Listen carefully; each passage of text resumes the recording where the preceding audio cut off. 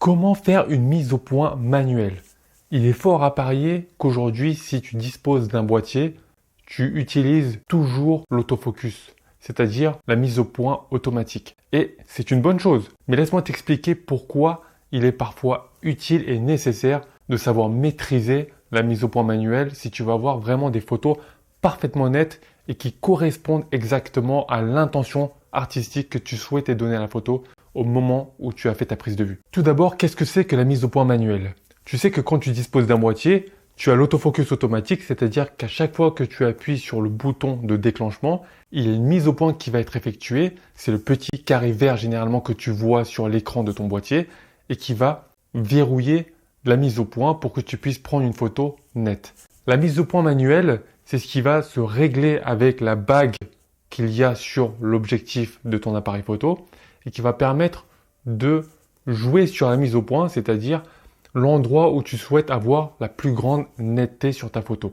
Il y a des cas extrêmement utiles où il faut savoir maîtriser cette mise au point manuelle. C'est par exemple le cas où il y a une chose devant ton écran, quelque chose d'intermédiaire devant ton objectif, avant ton sujet principal. Pour prendre l'exemple tout simple, c'est si tu souhaites prendre une photo d'une personne à travers une vitre. Tu vois que dans bon nombre de cas, la mise au point va être effectuée sur le reflet de la vitre et non pas directement sur le sujet. Ce qui va faire que ton sujet va perdre en netteté et la mise au point ne sera pas faite là où tu le souhaites véritablement. Et ça, c'est quelque chose qui arrive extrêmement souvent et on ne s'en rend pas forcément compte. Et ça m'est également arrivé beaucoup de fois. Dans certains nombres de cas, ça fonctionne, l'autofocus continue de fonctionner puisque effectivement le reflet n'est pas très prononcé sur la vitre. Mais effectivement, à partir du moment où tu as un reflet un petit peu plus prononcé ou une vitre un petit peu plus épaisse, la mise au point va être effectuée sur le reflet de la vitre et donc sur l'arrière de la rue par exemple, au lieu du sujet directement, au lieu de faire la mise au point sur les yeux du sujet directement. Et dans ce cas précis, la mise au point manuelle peut te sauver puisque tu pourras mettre la mise au point exactement là où tu souhaites, peu importe le reflet qu'il y a sur la vitre. Donc tu vois que ça c'est un cas tout simple, mais il y a bien sûr de nombreux autres cas. Si tu attends d'être confronté à ce type de problème avant de t'attaquer au sujet de la mise au point, à savoir comment faire parfaitement une mise au point manuelle, ça peut poser des problèmes, donc vaut mieux préparer et anticiper, savoir maîtriser cette compétence en amont et donc le jour J pouvoir y faire face sans problème. Donc je te montre directement sur mon boîtier comment faire une mise au point manuelle. Donc pour faire une mise au point manuelle, c'est très simple. Donc là tu vois que je suis en présence de deux sujets sur l'écran. Et donc, tu as deux manières de mettre le mode manuel. Soit directement dans les réglages, donc moi je l'ai mis en touche raccourci, et donc tu peux choisir les différents modes de focus, autofocus single, automatique, continu, direct, manuel focus, ou alors manuel focus. C'est une mise au point manuelle. Donc tu vas soit sélectionner directement manuel ici, moi je laisse en AFC, puisque moi j'ai le bouton directement sur mon objectif. Donc moi ce que j'ai à faire, c'est juste ici, le passer en mode manuel puisque je l'ai directement sur l'objectif. Donc je peux directement le passer en mode manuel. Et ce que tu auras à faire, c'est d'utiliser directement, donc ça c'est la bague de zoom et ça c'est la bague de mise au point pour gérer la mise au point manuelle. Donc ce que tu vas faire, c'est que tu vas jouer sur la bague de mise au point comme je t'ai montré juste avant. Et donc tu vas zoomer d'un côté ou de l'autre, ça va dépendre de l'objectif que tu as, pour reculer ou avancer dans la mise au point. Donc par exemple, si je veux faire la mise au point sur l'élément qui est juste ici, il me suffit tout simplement d'utiliser la bague de mise au point pour faire la mise au point plus proche de l'objectif. Donc je vais reculer davantage et là tu vois très bien que la mise au point est faite sur ce sujet-ci. Donc tu vois que c'est totalement net et que l'arrière-plan est flou. Par contre, si je veux faire la mise au point sur le deuxième sujet qui est là, je vais mouliner la bague dans l'autre sens pour faire la mise au point sur le deuxième sujet. Alors là, effectivement, tu peux me dire, mais comment est-ce qu'on peut être certain que la mise au point est bien faite? Puisque si tu as un bon œil, tu peux le voir sans problème. Mais parfois, à l'extérieur, avec le reflet de la lumière, etc., tu ne vois pas très bien. Et c'est tout à fait normal. Et c'est à ça que vont servir les aides à la mise au point. Et c'est super intéressant. Donc, tu vas voir, je vais te le montrer. C'est sur mon Sony A7R5. Mais bien entendu, tu auras l'équivalent sur ton boîtier. Donc, par rapport au boîtier que tu as, tu pourras trouver l'équivalent puisque au niveau des intitulés, c'est relativement similaire. Donc, tu vas aller dans les menus. Et tu vas aller ici, donc autofocus mise au point.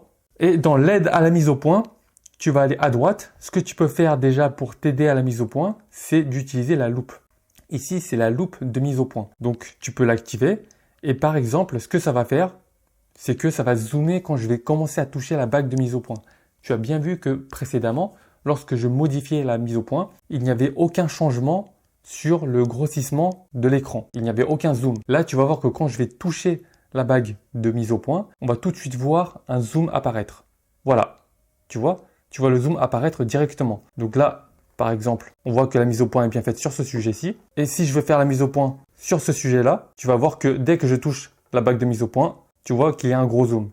Et là, tu peux réajuster la mise au point. Là, tu vois que c'est parfaitement net. Et tu peux prendre la photo. Tu vois très bien que ça, c'est une réelle aide à la mise au point. C'est-à-dire qu'il y a un zoom qui va être effectué directement vers le sujet sur lequel tu souhaites faire la mise au point.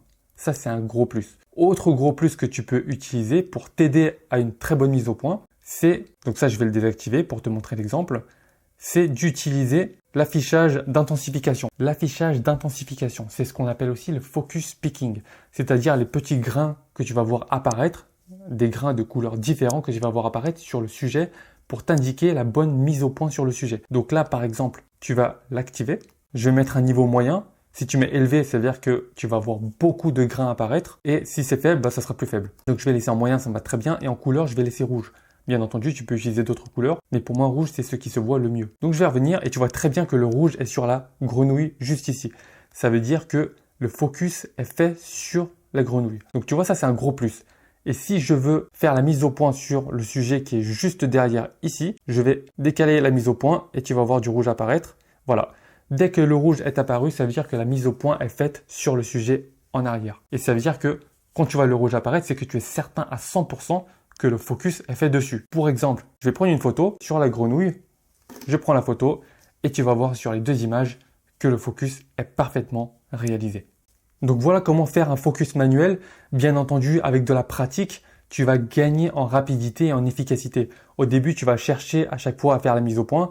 Mais bien entendu, dès que tu seras habitué, dès que tu auras beaucoup pratiqué, tu vas très très vite prendre tes habitudes et faire un focus ici, faire le focus derrière, revenir devant, revenir derrière, revenir devant, revenir derrière. Et tu vas faire ça sur différents sujets. Même en mouvement, tu vas être capable de le faire. Et ça va être grandement utile, notamment si tu comptes faire par la suite de la vidéo, puisque tu vas gagner en précision extrême si tu maîtrises le focus manuel en vidéo. Donc tu vois qu'il te faut un petit peu de pratique. Si tu n'as jamais effectué de mise au point manuelle, il te faut quand même un petit peu de pratique pour pouvoir maîtriser rapidement cette mise au point. Mais je peux te l'assurer qu'après quelques semaines de pratique, si tu fais ça quasiment tous les jours, tu le feras extrêmement rapidement et tu vas vraiment gagner en efficacité. C'est-à-dire que à partir du moment où tu vas avoir un problème de mise au point par rapport à l'autofocus, à la mise au point automatique, tu vas switcher en mise au point manuelle et tu vas faire la mise au point très très facilement.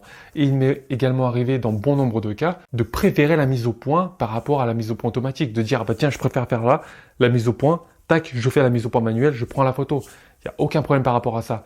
Après maintenant j'ai la 7R5 donc qui est extrêmement puissant en termes d'autofocus grâce à l'intelligence artificielle notamment. Donc là honnêtement j'ai plus aucun souci, j'utilise quand même on va dire à 95% l'autofocus. Mais quand même, dans 5% des cas, quand c'est extrêmement utile, la mise au point manuelle peut te sauver la vie. Si tu débutes la photo, télécharge ton guide gratuit, c'est le premier lien en description. Je te parle des 5 meilleurs appareils photo pour débuter dans les meilleures conditions avec un petit budget. Je te donnerai également mon choix si j'étais à ta place.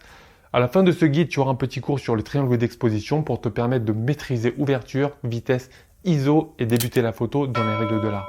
Si la vidéo t'a aidé, clique sur le bouton like et surtout abonne-toi pour devenir un meilleur photographe après chaque vidéo.